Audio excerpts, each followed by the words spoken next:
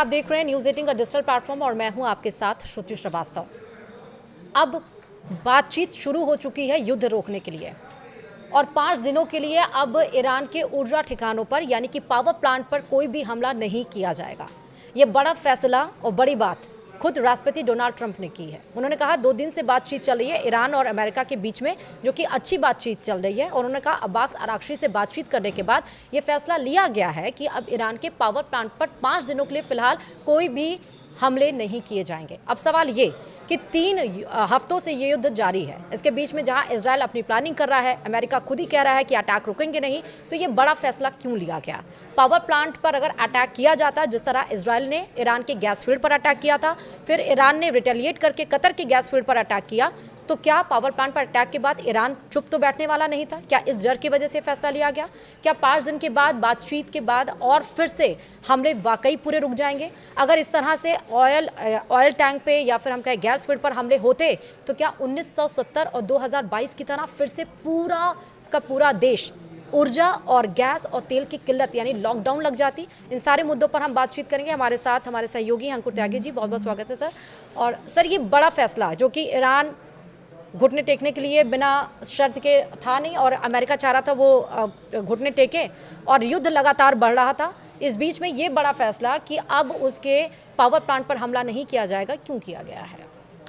देखिए श्रुति, ये एक बड़ा फैसला है, हालांकि ये राहत की बात है। हाँ। लेकिन इसके पीछे समझना होगा कि अमेरिका के प्रेसिडेंट जो कहते थे कि हम दुनिया की सबसे बड़ी फ़ौज हैं, नंबर 1 फ़ौज हैं, उसने ये फैसला किया है। तो कहीं ना कहीं इसके कहीं ना कहीं मायने हैं। अब मायने क्या है? पहला मायना तो ये है कि जो ईरान और अमेरिका के बीच में जो जंग थी, वो एक ऐसे मुहाने पर पहुंच गई थी कि इसके आगे का रास्ता काफ़ी भयानक होने वाला था। अब ये कैसे होने वाला था कि अगर अमेरिका ईरान के पावर प्लांट्स पर हमला करता, तो इसके बाद ईरान भी उसके बदले यूएई, सऊदी अरब, कतर, ओमान, इनके तमाम देशों के पावर प्लांट्स को निशाना बनाता। साथ ही साथ जो पानी साफ करने के प्लांट्स हैं उन पर भी निशाना बनाता। तो एक नया संकट पैदा हो जाता।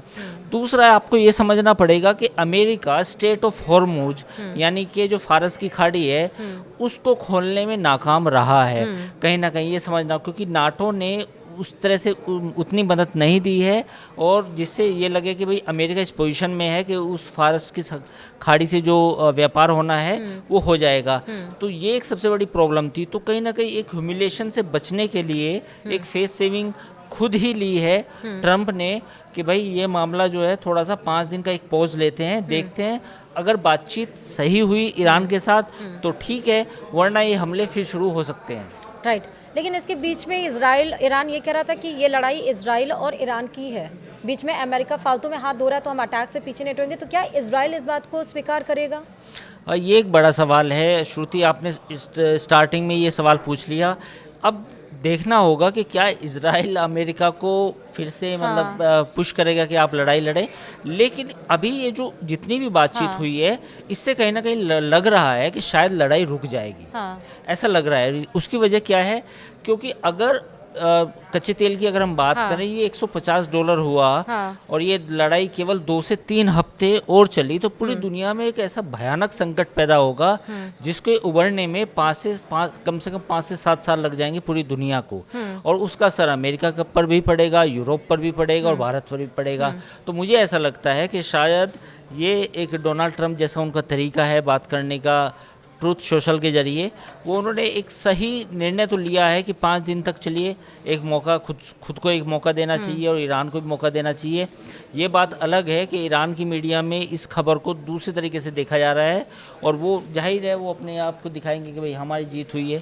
तो ईरान की मीडिया इस तरह से पेश करेगी। इस पे मेरा एक और सवाल है सर कि आईए अभी ये कहा है कि 1970 की तरह से, जिस तरह से वहाँ पर ऑयल शॉक आया था, अगर ये युद्ध नहीं रुकता तो उससे भी बदतर हालात हो सकते थे। ऐसा क्यों कहा? बिल्कुल, ये बात सच है। अगर ये लड़ाई 2 हफ्ते या 3 हफ्ते चलती तो ये पूरी दुनिया में असर होने वाला था। श्रुति, ये ऐसा नहीं है कि केवल कुछ कंट्रीज़ तक सीमित रहता। कई ऐसे छोटे छोटे देश हैं, कई ऐसे मुल्क हैं जिनके पास ऑयल रिजर्व नहीं है। Right. अब जैसे भारत जैसे मुल्क के पास भी ये कहा जाता है कि 25 से 60 दिनों का हाँ। तेल का रिजर्व है। चीन के पास करीब 100 से ज़्यादा दिनों का रिजर्व है। लेकिन बांग्लादेश, 2-4 और ऐसे कंट्रीज थे जिनके पास तेल बचा ही नहीं थे। तो ऐसी स्थिति में जब अगर तेल ही नहीं होगा तो ऊर्जा का भयानक संकट पैदा हो जाएगा। तो ये बात तो दुरुस्त थी बिल्कुल अपनी जगह कि अगर लड़ाई ये 2 से 3 हफ्ते भी और चल जाती तो जो कच्चे तेल के दाम है वो $150 से ऊपर आ जाते। और कई ऐसे देश होते, आप खबरें हेडलाइन चलाती कि उनके पास तेल ही नहीं बचा। तो अब ये जो लड़ाई शुरू हुई थी उसका जो एंगल डेविएट हुआ, पहले तो गैस फील्ड और फिर पावर प्लांट, तो अगर ये युद्ध अगर आज ये 5 दिनों के लिए सीज फायर एक तरह से हम कह सकते हैं लेमैन लैंग्वेज में नहीं होता तो फिर ये और भी डेविएशन हो सकते थे इस वॉर के। देखिए, पावर प्लांट्स एक ऐसी चीज़ है, हाँ। जब उस पर हमला होता है तो वो पूरी मतलब बिजली ठप हो जाती ठप हो जाती है ना। तो आप आज के टाइम में आप कल्पना कीजिए कि अगर बिजली ही नहीं होगी किसी भी देश के पास तो दिक्कत होगी। तो ये अमेरिका ने जब ये ऐलान किया कि हम ईरान के पावर प्लांट्स को निशाना बनाएंगे, तो फिर अब पॉइंट ये था कि भले ही ईरान इजराइल तक उसकी मिसाइल उतना सटीक निशाना ना लगा पाए, लेकिन कम से कम दुबई, आबू धाबी और सऊदी अरब, कतर, ओमान, ये तमाम ऐसे मुल्क हैं, अगर इनके पावर प्लांट्स को निशाना बनाया जाता तो एक अलग तरह का संकट पैदा हो जाता। तो मुझे लगता है कि कहीं बेटर सेंस प्रिवेल की है। अमेरिका को लगा है कि भाई अगर हम पावर प्लांट्स को निशाना बनाएंगे तो बड़ा संकट पैदा हो जाएगा। दूसरी, ईरान ने ये भी कहा था कि अगर हमारे पावर प्लांट्स को निशाना बनाया गया तो हम जो पानी साफ़ करने के जो प्लांट्स हैं, यानी कि देखिए पूरा जो गल्फ़ कंट्रीज़ हैं, कहीं भी पानी नहीं है। बिल्कुल सारा का सारा पानी समुद्र से आता है, रिफाइन उसको होता साफ़ किया जाता है, तब जाके वो पीने योग्य बनता है। तो अगर ये संकट अगर ऐसा होता तो भयानक संकट पैदा होने वाला था गल्फ़ कंट्रीज़ में। अब एक चीज़ और है, एक ही स्टेटमेंट को अलग अलग, एक तरफ से ईरानी मीडिया में जैसा आपने बताया कि वो बोल रहा है कि अमेरिका ने अपने घुटने टेक अमेरिका दिया। झुका है बेसिकली, वो तो ये बात बोल रहा है। जी, और अमेरिका ये कह रहा है, उसका पहले ही था कि ईरान बिना शर्त के घुटने टेके। अब मुझे एक चीज़ समझाइए कि जो सबसे पावरफुल कंट्री है, अगर उसका ये स्टेटमेंट आया है तो वाकई क्या इस जंग की शुरुआत तो अमेरिका ने कर दी थी, लेकिन उसको पता नहीं था कि ख़त्म कहाँ होगा। देखिए, इसमें 2 चीज़ें हैं। कोई अगर अमेरिका का राष्ट्रपति डोनाल्ड ट्रंप के अलावा होता तो वो शायद ये रास्ता ना लेता जो ट्रंप एक तरह से आउटस्पोकन है। वो खुद भी नहीं जानते कि कई बार ऐसा लगता है कि वो क्या दांव चलने चाह रहे हैं। तो कई बार उन्होंने खुद ही लिखा है। अगर अमेरिका में प्रेसिडेंट ट्रंप की जगह कोई और राष्ट्रपति होता तो वो कहीं ना कहीं एक दूसरा रूट से ऐसा ऐलान करता, चाहे तो फ्रांस उसमें शामिल होता या उसमें ब्रिटेन होता या फिर कोई और कंट्री होता कि चलिए हमने बातचीत की, हम इस युद्ध को रोक रहे हैं, है ना, या हमारे ऑब्जेक्टिव्स पूरे होंगे। लेकिन ट्रंप है, ट्रंप अपने हिसाब से काम करते हैं। जो उनको लगता है अच्छा है वो अच्छा है, जो बुरा लगता है बुरा है। तो उन्होंने खुद ही इनिशिएटिव लिया। तो इसे दुनिया जैसे चाहे ले सकती है, पर ये थोड़ा सा हैरान कर देने वाला अच्छा, तरीका रशिया का भी इस पे स्टेटमेंट आ गया कि US will exercise the wisdom also. तो ये रशिया और जो नाटो देशों का इस पे रिएक्शंस आ रहे हैं, इसका मतलब कि उसका समर्थन ना मिलना नाटो देगा, वो कहीं ना कहीं देखिए, हाँ, ये सबसे बड़ी बात ये थी कि जो फारस की खाड़ी थी, जल डमरू मध्य जो बोलते हैं हम उसको, स्ट्रेट ऑफ हॉर्मुज, सबसे बड़ी प्रॉब्लम वहाँ पर है। वहाँ पे क्या प्रॉब्लम है कि जो ईरान ने एक तरह से बिल्कुल ब्लॉकेड कर दिया है ना। वो अपनी कुछ जो जहाज़ हैं, करीब 40 से 45 जहाज़ अटके हुए भी हैं। तो अमेरिका को इसे खोलने के लिए कम से कम एक ऑपरेशन करना पड़ता। राइट। उसके लिए टाइम भी लगेगा, उसके लिए मैन पावर भी लगेगी, मैरिन्स भी लगेंगे। हो सकता है उसके लिए कोई स्ट्रेटजी बनाई जाए और उसमें ब्रिटेन या कोई फ्रांस या और बाकी कंट्रीज़ भी सामने आए, तो ये हो सकता है।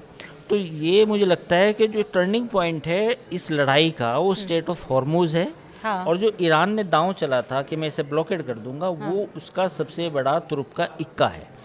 अब इसमें एक बात ये हो सकती है कि 5 दिन का समय के बाद अगर अमेरिका को लगा, मुझे लगता है कि शायद वो तैयारी भी करे।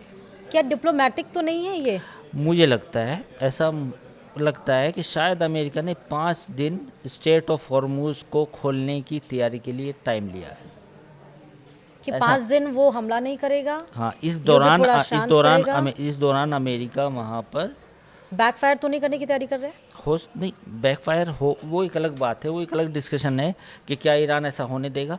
लेकिन ये 5 दिन इसलिए मांगे गए हैं ताकि वहाँ पर तैयारी की जा सके। क्योंकि ट्रम्प का नेचर, रवैया भी इसी तरह, जो वो कहते हैं वो करते नहीं है, राइट? बिल्कुल और तैयारी भी वो, हाँ अनप्रिडिक्टेबल जी, अनप्रिडिक्टेबल है। अनप्रिडिक्टेबल है।